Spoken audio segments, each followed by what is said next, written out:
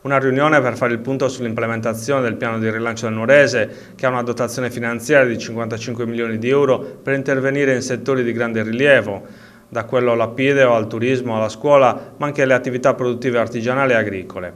L'appuntamento è stato ospitato stamattina nella sala consiliare della provincia di Nuoro, alla presenza dei rappresentanti delle associazioni di categoria, dei sindaci e dei rappresentanti sindacali.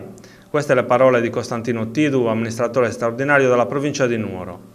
Sì, la riunione di oggi è stata convocata per fare il punto sulla situazione del piano di rilancio, anche perché essendo presenti diversi soggetti attuatori dalla Regione alla Provincia, ai Comuni, all'Unione dei Comuni, c'è bisogno di cercare di ragionare su tutti quegli interventi che nel piano di rilancio erano previsti e che sono sicuramente in ritardo e hanno bisogno di un'accelerata.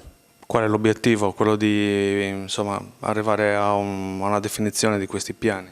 L'obiettivo è quello che la Regione intervenga rapidamente su tutte quelle azioni dove è soggetto attuatore.